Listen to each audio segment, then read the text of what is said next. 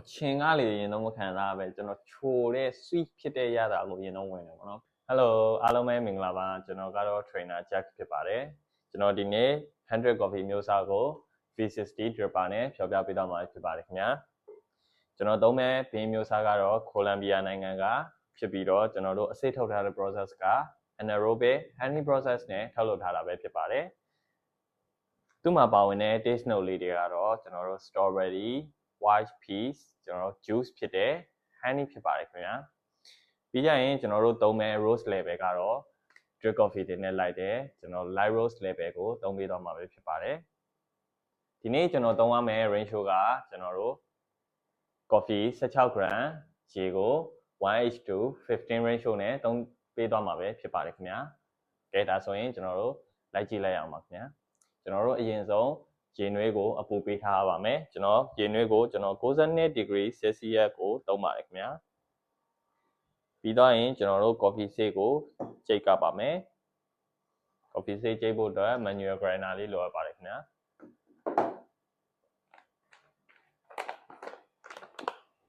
ဝါ coffee ကအခုမှစီးဖွင့်လာတာဆိုတော့တော်တော်လေးကိုမှုေးပါတယ် anaerobic honey process လေးဖြစ်ပါတယ်ခင်ဗျာOkay coffee grind အမှုန်တော့ရပါပြီခင်ဗျာကျွန်တော်တို့ဒီအယောင်မချွတ်ထားတဲ့ filter paper လေးသုံးတာပိုကြိုက်ပါတယ်ကျွန်တော်တို့ paper ကိုထည့်လိုက်ပါမယ်ပြီးရင်အောက်ကကျွန်တော်တို့ server glass ကိုလည်းကျွန်တော်တို့ pre hot လုပ်ထားတဲ့အနေနဲ့လုပ်လို့ရပါတယ်ခင်ဗျာ paper rinse လုပ်ထားပါမယ်ကျွန်တော်တို့ bacteria တွေတည်သွားအောင်ရခွက်ကိုပူပေးထားအောင်လေပါ Okay ပြီးတော့ရင်တော့အနေငယ်လောက်ပြားတော့အောင်ကျွန်တော်တို့ဒီလိုမျိုး flat ဖြစ်တော့လုပ်ပေးလိုက်ပါမယ်ကျွန်တော်ကတော့ရေကို30 gram အရင်လောင်းပြီးတော့30 second မှာပြန်လောင်းပါမယ်ခင်ဗျာ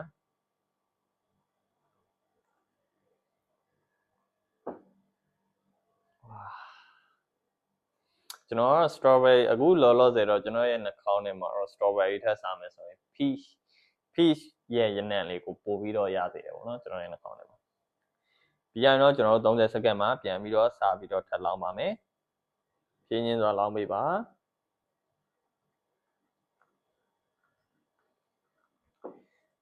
ပြီးရင်နည်းနည်းလောက်လုပ်ပေးလိုက်ပါကျွန်တော်တို့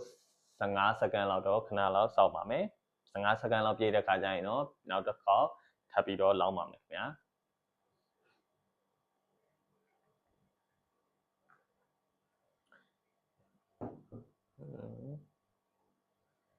ကဲဒါဆိုရင်ကျွန်တော်တို့စောင့်ရုံပါပဲခင်ဗျာကျွန်တော်တို့သုံးထားတဲ့ coffee 16 gram ကိုကျွန်တော်တို့15 ratio နဲ့ညှောက်ပြီးတော့ရတဲ့ရေပမာဏအထိကိုလောင်းထားတာပဲဖြစ်ပါတယ် Okay ကျွန်တော် coffee ကတော့ရပါပြီခင်ဗျာ drip out ဖြစ်သွားတဲ့အချိန်က3မိနစ်နဲ့5 second ပဲဖြစ်ပါတယ်ကဲဒါဆိုရင်ကျွန်တော်တို့ drip ပါလေးကိုဖယ်မယ်တကယ်ကိုမှ peach ရနံ့လေးကိုတကယ်ကိုခံစားရပါတယ် some sorry မှာ Okay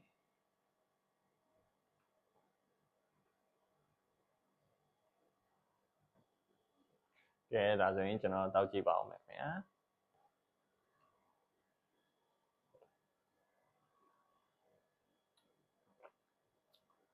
သူရဲ့ကျွန်တော်ပထမဆုံးခံစားရတဲ့ရတာက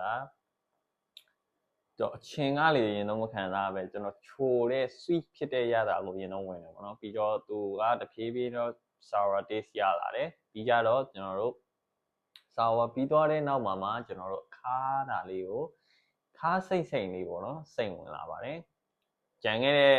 အရသာလေးကတော့ကျွန်တော်တို့ဒီမှာရှားပေါ်မှာအချိုတစ်ခုခုစားပြီးသွားရင်ကြံခဲ့တဲ့အရသာမျိုးလေးနဲ့ဆင်းပါတယ်ခင်ဗျာ